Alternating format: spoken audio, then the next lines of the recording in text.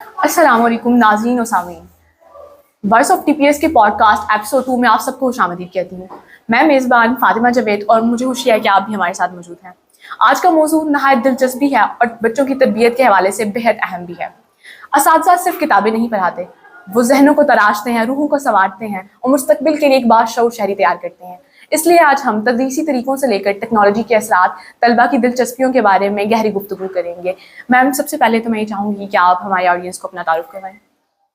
بیٹا، میرا نام میمونہ پروین ہے اور تقریباً میں نے اپنی ساری زندگی جو ہے وہ تعلیمی میدان میں گزاری، اور میں پہلے غزالی کالج کے پرنسپل کے طور پر میں نے کام کیا، پھر سینئر پرنسپل رہی مختلف کالجز کی، اور آج کل میں جو ہے وہ ایک ہائی اسکول میں جو ہے وہ سینئر ہیڈ مسٹرس کے طور پہ کام کر رہی ہوں۔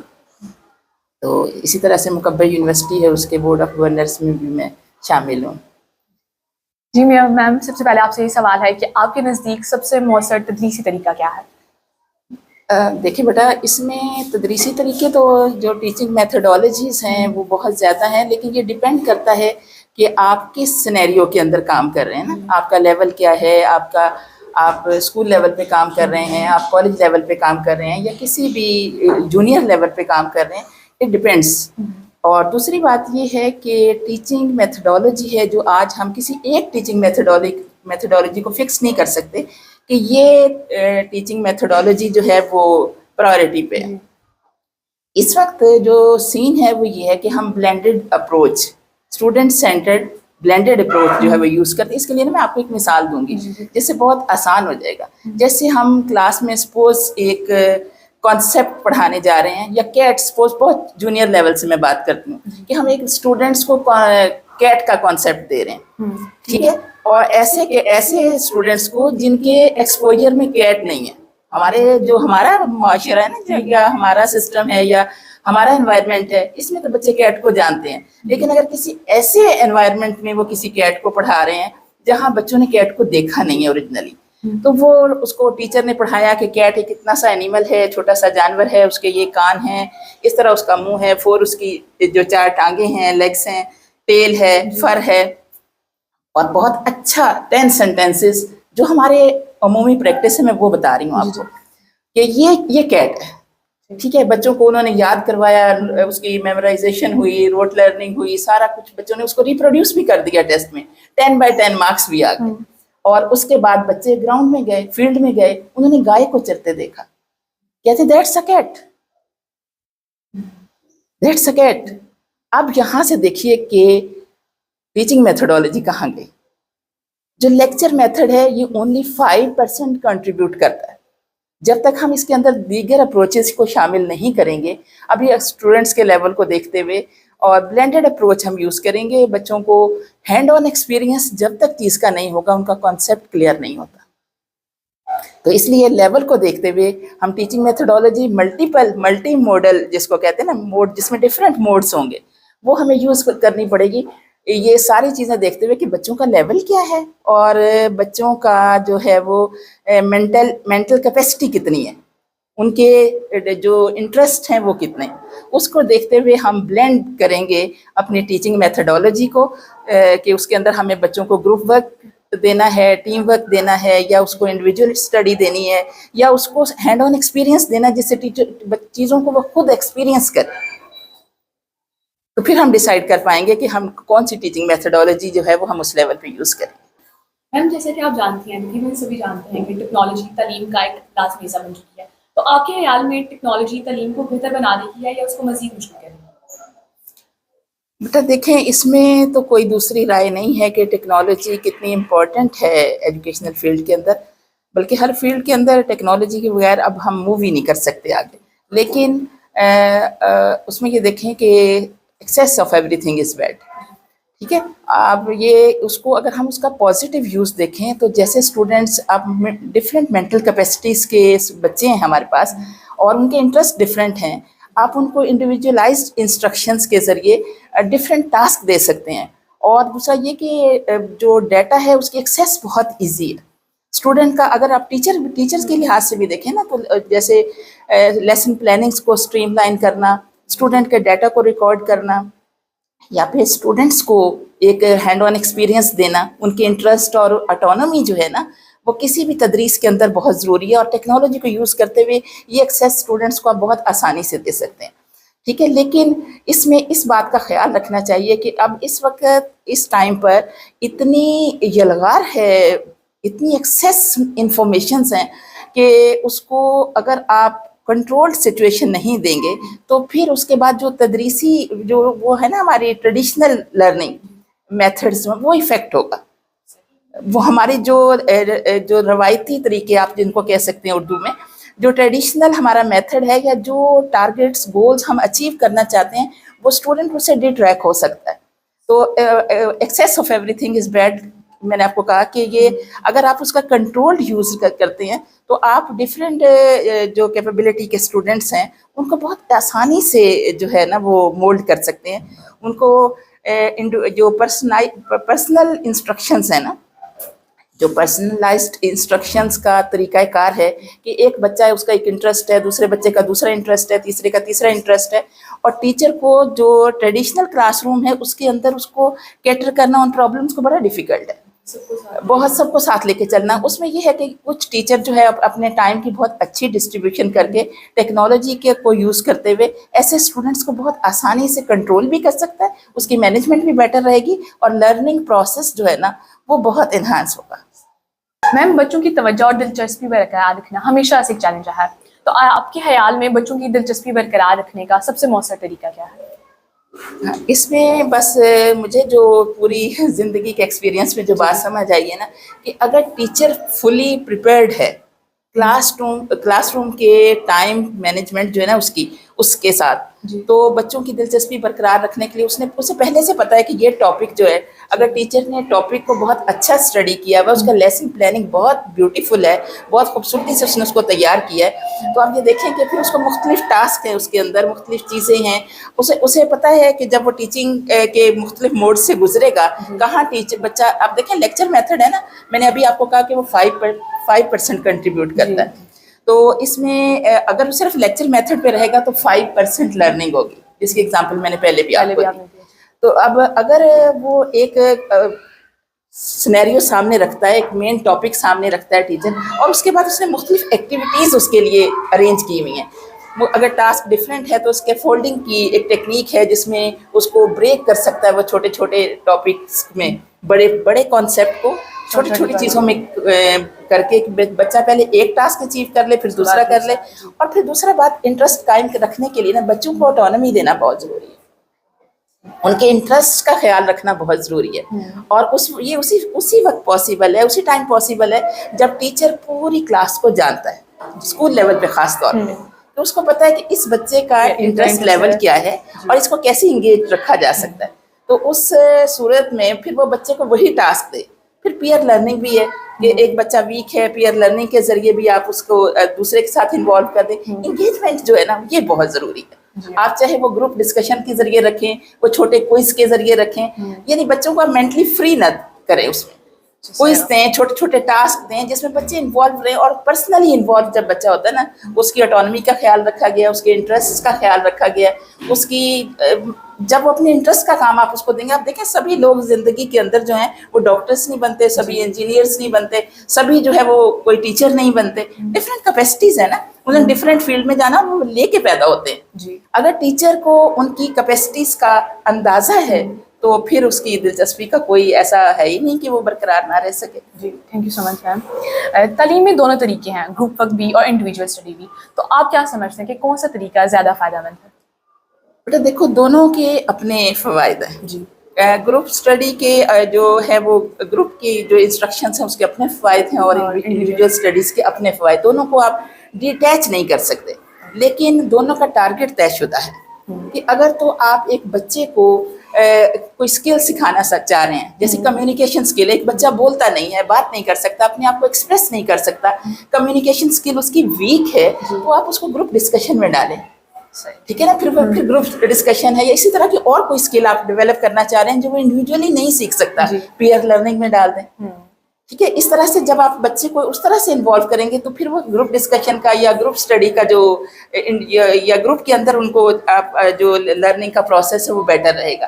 لیکن اگر ایک بچے کو آپ اس کی اسپیڈ بڑھانا چاہ رہے ہیں, بڑھنا چاہ رہی ہے, یا وہ اپنے آپ کو خود سیلف اسٹڈی کے ذریعے گروپ آگے بڑھانا چاہ رہا ہے, اس کے پاس ٹائم لمٹ ہے اور کلاس لیول بھی ہائی ہے, تو پھر انفرادی اسٹڈیز دونوں کا بلینڈ جو ہے نا وہ ساتھ ساتھ ہی چلے گا. ڈیپینڈ کرے گا کہ آپ کے سامنے اس وقت ٹاسک کیا ہے, آپ بچے سے کیا چیز, بچے کو کس گول تک لے جانا, آپ نے کیا گول سیٹ کیا ہوا ہے کہ آپ بچے کو کیا سکھانا چاہ رہے ہیں. تو اگر تو کوئی اسکل ہے تو پھر آپ اس کو اسی میں ڈالیں گے گروپ لرننگ میں, اور اگر اس کی اپنی پریپریشن ہے تو پھر آپ اس کو, یا اس کی اسپیڈ ہے, یا اس کا کوئی ٹاسک ہے جو اس نے انڈیویجولی وہ کرنا, تو پھر وہ انڈیویجول اسٹڈی جو ہے وہ بہت ضروری ہوتی ہے. جیسے خاص طور پر ایگزامینیشن اورینٹیڈ سسٹم میں دیکھیں تو پھر اس وقت جب پورا پروسیس سے بچہ گزر چکا ہوتا ہے, اس وقت وہ انڈیویجول اسٹڈی پہ بھی بہت زیادہ گین کرتا ہے, بہت زیادہ پریپریشن اس کی ساری ڈیپینڈ ہی اس پہ کرتی ہے. میم اب ہم موجودہ تعلیمی نظام کو دیکھیں تو بہت سے ایسے طریقے ہیں جن پر مزید توجہ کی ضرورت ہے. تو آپ کے نزدیک ہمارے تعلیمی نظام میں کون سی چیز کی نمایاں کمی ہے؟ بیٹے دیکھیں, پاکستان کے اندر اگر ہم دیکھیں تو پیرالل کئی سسٹم چل رہے ہیں. پرائیویٹ اسکولس کا سسٹم ہے, گورنمنٹ اسکولوں کا سسٹم ہے, پھر مدرسہ سسٹم ہے. تو ہر کسی کی اپنے اپنے وہ پرابلمس ہیں, لیکن جو مین ڈرا بیک ہے نا وہ ٹیچر ٹریننگ کا ہے کہ ہمارے پاس ٹیچر اس طرح سے ٹرینڈ نہیں ہے. پرائیویٹ سیکٹر کے پاس بھی اور گورنمنٹ سیکٹر, حالانکہ بہت ساری ٹریننگ ورک شاپس چیزیں ہوتی ہیں, لیکن اگر آپ یہ جو ہمارے ڈیولپڈ کنٹریز ہیں, ترقی یافتہ ممالک ہیں, ان کا اگر آپ ان کو اسٹڈی کریں, ان کے ٹیچرز کو دیکھیں, وہاں سرٹیفائڈ ٹیچرز ہیں. جب تک وہ ٹیچنگ کا سرٹیفکیٹ حاصل نہیں کر لیتے, جب تک وہ سارے مراحل سے گزر نہیں جاتے, تب تک ان کو ٹیچنگ کی جاب نہیں ملتی. تو ہمارے ہاں جو مجھے لگتا ہے سب سے بڑا ڈرا بیک ہے نا وہ ٹیچر کی ٹریننگ کا ہے. ٹیچر ٹریننگ جو ہے وہ بہت سارے فیکٹرز ہیں, فنڈز کی کمی ہے, بہت ساری چیزیں ہیں, ان سب باقی سارے فیکٹرز کو اوور کم کیا جا سکتا ہے, لیکن ٹیچر کی ٹریننگ کا کوئی آلٹرنیٹ نہیں ہے. اگر ٹرین ٹیچر ہے نا, اس کے پاس کوئی ایویٹ نہیں ہے, اس کے پاس کوئی ٹیکنالوجی نہیں ہے, وہ گراؤنڈ میں بیٹھ کے بھی بچوں کو پڑھا سکتا ہے. اگر وہ ٹرینڈ ہے, وہ را مٹیریل سے بہت ساری ایکٹیویٹیز بنا سکتا ہے, ایویٹس بنا سکتا ہے, چیزیں بنا سکتا ہے, اس کو میتھڈس آتے ہیں بچوں کو انوالو کرنے کے, تو پھر وہ ڈیپینڈ نہیں کرتا چیزوں پہ. لیکن ہمارے پاس سارے ریسورسز ہیں. پرائیویٹ سیکٹر میں دیکھیں بہت زیادہ ریسورسز ہیں اس وقت, آئی ٹی کا کتنا بڑا کنٹریبیوشن ہے, لیکن اگر وہاں ٹیچر ٹرینڈ نہیں ہے تو وہ پھر کسی کام کا نہیں ہے. تو ٹیچر ٹریننگ کی فیکٹر ہے. جیسا کہ بچوں کی سماجی تربیت صرف گھر کی ذمہ داری نہیں بلکہ اسکول بھی اس میں اہم کردار ادا کرتے ہیں. تو میم اساتذہ بچوں کی تربیت اور کردار سازی میں کیسے کردار ادا کر سکتے ہیں؟ بیٹے دیکھیں, اس میں جو بات سمجھنے کی ہے نا وہ یہ ہے کہ جو سوشل سکل یا سماجی تعلیم جس کو آپ کہہ رہی ہیں, یہ ہم نے ڈیٹیچ کر دی ہوئی ہے. جی, ہم جو ابھی تو سینیریو تھوڑا سا چینج ہوا ہے, تھوڑی سی اسکلس کی طرف جو ہے وہ جو ایجوکیشن نے ٹرن لیا ہے. ادروائز پہلے جب مارکس کی ایک اسپیڈ تھی, دوڑ تھی نمبروں کی کہ اتنے نمبر لینے, اس وقت تو کوئی اس طرح کی چیز ہی نہیں رہی تھی. حالانکہ سماجی تعلیم جو ہے یہ کوئی ڈیٹیچ فیکٹر نہیں ہے. میری اپنی جو پی ایچ ڈی ہے وہ سٹیزن شپ ایجوکیشن پر ہے.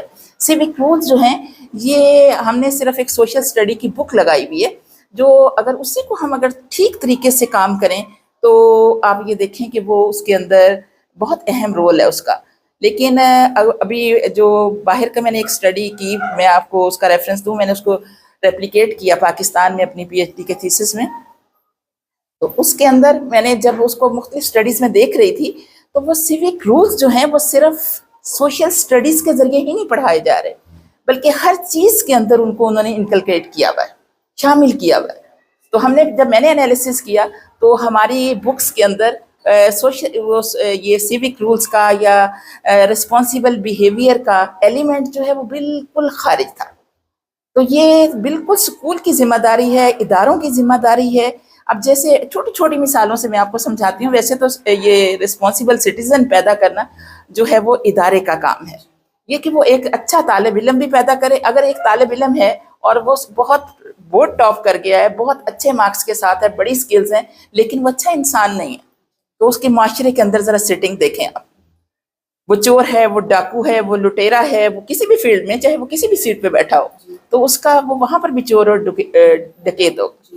لیکن اگر ہم نے سیوک رولز کو، سیوک ایجوکیشن کو، سٹیزن شپ ایجوکیشن کو فوکس میں رکھا ہو تعلیمی اداروں کے اندر، تو بچے کو پتا ہو کہ بچے کو اس کے لیے نا ہم نے بالکل فرق کر دیا کہ یہ میری ذمہ داری نہیں ہے، یہ ادارے کی ذمہ داری نہیں ہے، یہ والدین کی ذمہ داری ہے، یہ ٹیچر کی. حالانکہ یہ ہم سب کی ذمہ داری، اور ٹیچر کی تو بہت اہم ذمہ داری ہے اس میں. ابھی جیسے یہ ادارے کے اندر ہی بیٹھے ہوئے ہیں، تو بچے کو پتا ہو کہ میں نے لائٹ، وہ کہتے ہیں میرے کوئی گھر کی لائٹ تو نہیں ہے کہ میں اس کو بند کر کے جاؤں. بچے کو پتا ہونا چاہیے کہ یہ ہمارے ملک کی لائٹ تو ہے، میرے کنٹری کی لائٹ تو ہے، یہ ہمارا ایسٹ تو ہے، ہم اس کو کیوں ضائع ہونے دیں. جیسے میم دیکھیں کہ گاربیج گرا ہو تو بچے کہتے ہیں اسکول ہے، گھر تو نہیں ہے، تو ہم کیوں اٹھائیں. لیکن اس میں ٹیچر کا رول یہ ہے کہ اگر ٹیچر جاتا وہ اٹھا لیتا ہے نا. میں آپ کو بتاؤں ایز اے ہیڈ میں نے کام کیا، اور ہمیشہ ایز اے ہیڈ ہی کیا. بہت دیر میں نے تھوڑی دیر ٹیچنگ کی اور ایز اے ہیڈ کیا. میں نے بچوں کو یہ کہا نہیں ہے کہ آپ یہ ریپر اٹھائیں، ڈیوٹی ضرور لگائی ہوتی تھی، لیکن میں as a head, as a principal جاتے جاتے جتنے ریپر راستے میں ہوتے ہیں وہ اٹھاتی ہوں. اور میں ایک ریپر اٹھاتی ہوں، میں آپ کو بتاؤں، باقی مجھے اٹھانے کی ضرورت ہی نہیں پڑتی. بچے سیکھ جاتے ہیں، اس لیے کہ بچے وہ نہیں سیکھتے. ہم یہ چاہیں کہ بچے یہ بن جائیں، یہ بن جائیں، یہ بن جائیں، نیک بن جائیں، اچھے بن جائیں، جھوٹ نہ بولیں.